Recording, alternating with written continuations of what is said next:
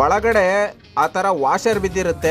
ನಮಸ್ತೆ ಸ್ನೇಹಿತರೆ, ನಾನು ನಿಮ್ಮ ಸ್ವಾಮಿ ತುಮಕೂರು. ಇವತ್ತೊಂದು ಇನ್ಫಾರ್ಮೇಶನ್ ಟಿಪ್ಸ್ ನ ಕೊಡ್ತಾ ಇದ್ದೀನಿ. ಏನಪ್ಪಾ ಅಂತಂದ್ರೆ ಎಲ್ಲರ ಮನೆಯಲ್ಲೂ ಸಿಲಿಂಡರ್ಗಳನ್ನ ಯೂಸ್ ಮಾಡಿರ್ತೀರಾ. ಹಾಗಾಗಿ ಈ ಮಾಹಿತಿ ಕೊಡೋದಕ್ಕೆ ಇಚ್ಛೆ ಪಡ್ತಾ ಇದ್ದೀನಿ.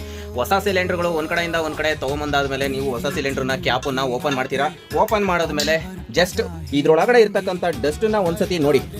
ಡಸ್ಟ್ನ ನೋಡಿ ಯಾವ ರೀತಿ ಇದೆ ಅಂತ ಅಂದ್ಬಿಟ್ಟು. ಒಳಗಡೆ ಆ ತರ ವಾಷರ್ ಬಿದ್ದಿರುತ್ತೆ. ವಾಷರ್ ಏನಾರ ಬಿದ್ದಾಗ ನಿಮಗೆ ಏರ್ ಲೀಕ್ ಆಗ್ತಾ ಇರುತ್ತೆ. ನೀವು ರೆಗ್ಯುಲೇಟರ್ನ ಇದ್ರೊಳಗಡೆ ಹಿಂಗೆ ಫಿಕ್ಸ್ ಮಾಡ್ತೀರಾ. ಫಿಕ್ಸ್ ಮಾಡಾದ್ಮೇಲೆ ನಿಮಗೆ ರೆಗ್ಯುಲೇಟ್ ಆನ್ ಮಾಡಿದ್ರು ಸಹ ಆಫ್ ಮಾಡಿದ್ರು ಸಹ ಸುಯಿ ಅಂತ ಹೋಗ್ತಾ ಇದೆ ಅಂತಂದಾಗ ಒಳಗಡೆ ರಬ್ಬರು ಈ ರೀತಿ ಕಟ್ಟಾಗಿ ಬಿದ್ದಿರುತ್ತೆ ಅನ್ನೋದಕ್ಕೆ ಈ ಮಾಹಿತಿನ ನಾನು ಕೊಡ್ತಾ ಇರೋದು. ಕಸ್ಟಮರು ಸಿಲಿಂಡರ್ ಏನೋ ಪ್ರಾಬ್ಲಮ್ ಆಗಿದೆ ಸ್ವಾಮಿ, ಒಂಚೂರು ತೊಗೊಂಡ್ಬಿಡ್ತಿದ್ದೀನಿ ನೋಡೋಣ ಅಂತ ಅಂದ್ರು ತೊಗೊಂಬಂದ್ರು. ಅವ್ರಿಗೆ ಕ್ಯಾಪನ್ನ ಓಪನ್ ಮಾಡಿ ತೋರಿಸಿದ ತಕ್ಷಣ ಒಳಗಡೆ ಕಟ್ಟಾಗಿರೋದು ಒಂದು ರಬ್ಬರ್ ಪೀಸ್ ಬಿದ್ದಿದೆ ನೋಡಿ.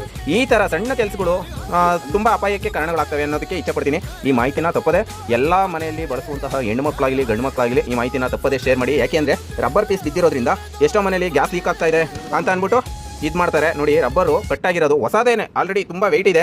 ತುಂಬ ವೆಯ್ಟ್ ಇರೋದ್ರಿಂದ ತೊಗೊಂಬಂದಾದ್ಮೇಲೆ ನೋಡಿದ್ರೆ ರಬ್ಬರ್ ಪೀಸ್ ಅದರೊಳಗಡೆ ಬಿದ್ದಿರೋದು ನಿಮಗೆ ಕಾಣಿಸ್ತಾ ಇದೆಯಲ್ವಾ. ಹಾಗಾಗಿ ಈ ಮಾಹಿತಿ ಕೊಡೋದಕ್ಕೆ ಇಚ್ಛೆ ಪಡ್ತಾ ಇದ್ದೀನಿ. ಯಾರೆಲ್ಲ ನೋಡ್ತಾ ಇದ್ದೀರಾ, ನಿಮ್ಮ ಮನೆಯಲ್ಲಿ ಬಳಸುವಂತಹ ಸ್ನೇಹಿತರುಗಳಾಗಿರಲಿ ರಿಲೇಟಿವ್ ಆಗಿರಲಿ ಯಾರೇ ಆಗಿರಲಿ ಈ ಮಾಹಿತಿನ ತಪ್ಪದೆ ಶೇರ್ ಮಾಡಿ. ಹಾಗೆ ಒಂದು ಕಮೆಂಟ್ ಮಾಡಿ. ನಿಮ್ಮ ಮನೇಲೂ ಇದೇ ರೀತಿ ಆಗ್ತಾ ಇದ್ರೆ ಸೇಫ್ಟಿ ಪರ್ಪಸ್ಗೆ ನಿಮ್ಮ ಹತ್ತಿರದ ಮೆಕ್ಯಾನಿಕ್ ಆಗಿರ್ಬೋದು, ಹಾಗೆಯೇ ಗ್ಯಾಸ್ ಏಜೆನ್ಸಿಯವರಿಗೆ ಕರೆ ಮಾಡಿ ಅಂತ ಹೇಳೋದಕ್ಕೆ ಇಚ್ಛೆ ಪಡ್ತೀನಿ. Thank you. ಜೈ ಗುರುದೇವ್.